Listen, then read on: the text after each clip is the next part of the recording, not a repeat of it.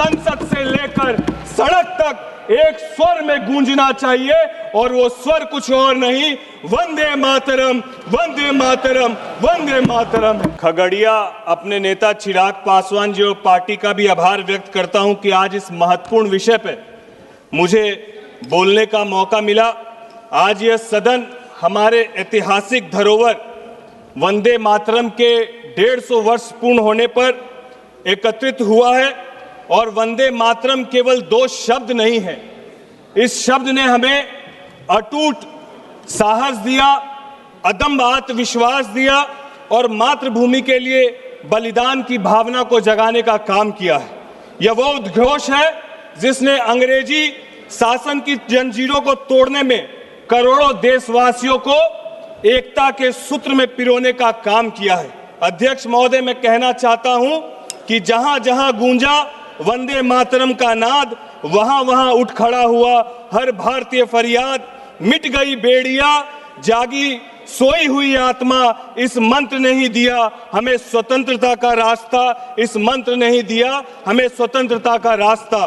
अध्यक्ष महोदय, मैं आपके माध्यम से, इस सदन के माध्यम से हमारे देश के यशस्वी प्रधानमंत्री जी का और इस सरकार का भी हृदय से धन्यवाद व्यक्त करता हूं। और धन्यवाद इसीलिए व्यक्त नहीं करता हूं कि उन्होंने विकास के चौमुखी काम किए। जहां एक तरफ ये सरकार वर्तमान और भविष्य को मजबूत करने का काम कर रही है, वहीं हमारी सरकार इस देश के गौरवशाली इतिहास को भी एक उत्सव की तरह मनाने का काम कर रही है।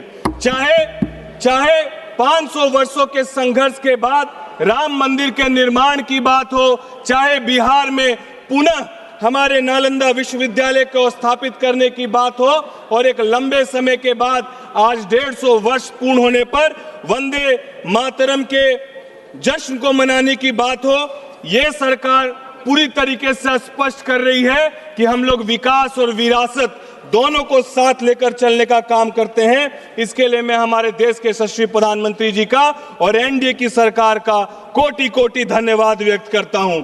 अध्यक्ष महोदय, मैं आपके माध्यम से बताना चाहता हूं कि बिहार के पटना में विधानसभा के पास एक शहीद स्मारक बना हुआ है। अध्यक्ष जी, बहुत सारे लोग इस शहीद स्मारक का इतिहास नहीं जानते हैं। ये शहीद स्मारक वो 7 वीर सपूत थे जिन्होंने ये ठाना था 1942 में भारत छोड़ो आंदोलन में कि वो सचिवालय में जाकर तिरंगा झंडा लहराने का काम करेंगे, और अंग्रेजी कलेक्टर ने उस वक्त उन पर गोलियां चलाई, और वो 7 के 7 वीर जब शहीद हुए तो उन्होंने तिरंगे को जमीन पर गिरने नहीं दिया। और जब उनको वो शहीद हो रहे थे तो अंतिम में उनके जुबान में कोई धर्म नहीं था, एक उद्घोष था, और वो उद्घोष था वंदे मातरम।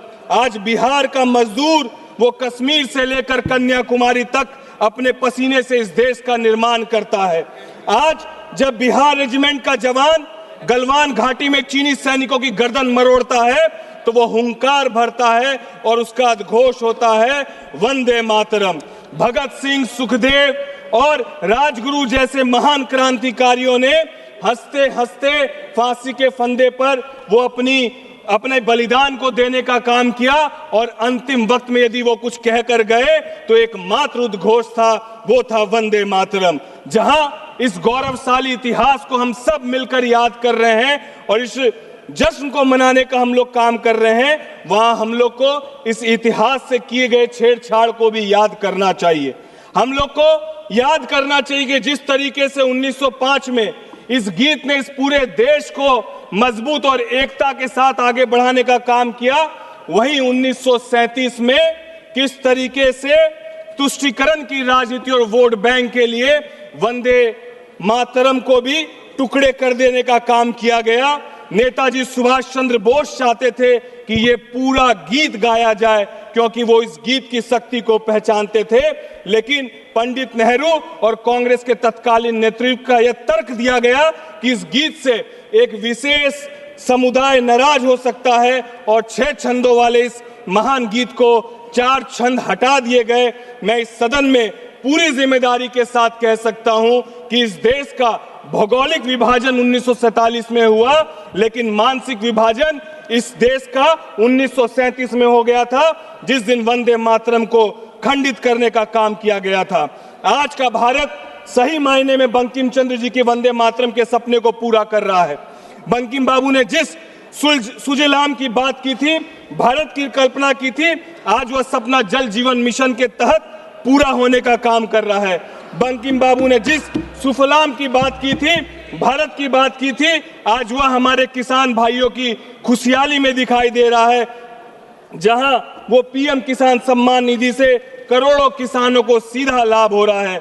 वंदे मातरम में जिस मलयज शीतलाम की बात कही गई थी, वह आज भारत के इंफ्रास्ट्रक्चर और पर्यावरण संरक्षण में दिखाई दे रहा है। महोदय, गीत की एक बहुत ही सुंदर पंक्ति है, शुभ ज्योत्सनाम पुलकित यामिनीम, यानी वह माँ जिसकी रातें उज्जवल चांदनी से खिली हुई है। 19वीं सदी में चांदनी सिर्फ उम्मीद की थी, लेकिन 21वीं सदी में यह ज्ञान और विज्ञान की चांदनी है। अध्यक्ष महोदय, मैं आपके माध्यम से कहना चाहता हूं कि जब भारत का चंद्रयान चंद्रमा में दक्षिण ध्रुव पर उतरता है, तो वो बंकिम बाबू की उस शुभ ज्योत्सनाम का आधुनिक रूप है। आज की सरकार तुष्टिकरण से नहीं बल्कि संतुष्टिकरण से चलती है।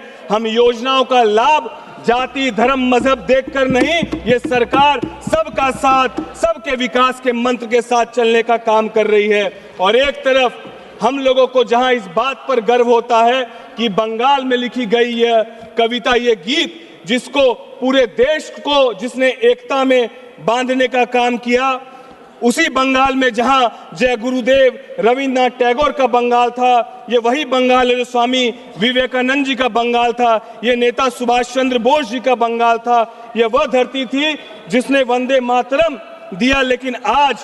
लेकिन आज दीदी के राज में उस बंगाल का क्या हाल है, इस बात को भी समझने की हम लोग को जरूरत है। बंकिम बाबू ने जिस बंगाल में माँ दुर्गा, माँ काली की शक्ति देखी थी, आज वहां रामनवमी की शोभा यात्रा में भी निकालने पर ये पथराव करने का काम करते हैं। वहां वंदे मातरम बोलने वाले को कम्युनल कहा जाता है और घुसपैठियों को अपना बताया जाता है। वोट बैंक की राजनीति इतनी हावी हो गई है कि देश की सुरक्षा और डेमोग्राफी तक को इन लोगों ने ताक में रखने का काम किया है और घुसपैठियों के लिए ये रेड कारपेट बिछा कर बैठे हैं। महोदय, आपके माध्यम से इनको बता देना चाहता हूं कि अभी अभी बिहार का चुनाव संपन्न हुआ है। तुष्टीकरण की राजनीति करने वालों का क्या हाल हुआ है, ये आप देख ले। अब देश केवल विकास और राष्ट्रवाद को चुनने का काम करता है, तो जो लोग तुष्टीकरण की राजनीति कर रहे हैं, इस बात को याद रखें। और बिहार ने दिखा दिया कि जातिवाद और परिवारवाद की जंजीरें अब टूट चुकी है। जनता समझ चुकी है कि कौन देश जोड़ने वालों के साथ है और कौन देश को तोड़ने वालों के साथ है, जनता सब जानती है। और जो लोग अभी भी भारत को नहीं समझ पा रहे हैं, मैं उनको कहना चाहता हूं, एक प्रांत नहीं है ये भारत, एक प्रांत नहीं है ये भारत, एक देश नहीं है ये भारत।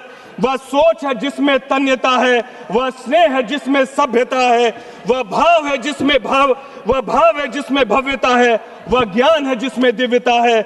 जन जन में बसा है ये भारत, कण कण में बसा है ये भारत, कण कण में बसा है ये भारत। वंदे मातरम हमें याद दिलाता, अध्यक्ष महोदय, राष्ट्र केवल सीमाओं से नहीं संस्कारों से बनता है। बस 2 मिनट अध्यक्ष महोदय।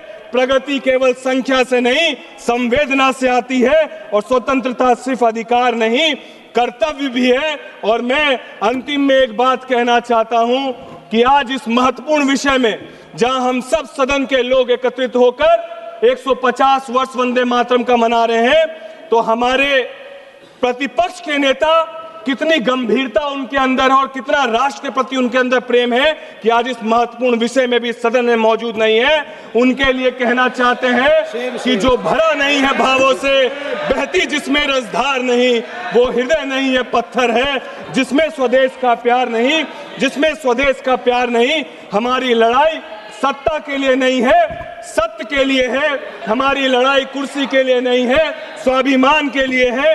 हम रहे या ना रहे, ये देश रहना चाहिए। और ये तिरंगा शान से लहराना चाहिए और संसद से लेकर सड़क तक एक स्वर में गूंजना चाहिए, और वो स्वर कुछ और नहीं, वंदे मातरम, वंदे मातरम, वंदे मातरम। बहुत बहुत धन्यवाद अध्यक्ष महोदय। श्रीमती प्रियंका गांधी वाड्रा।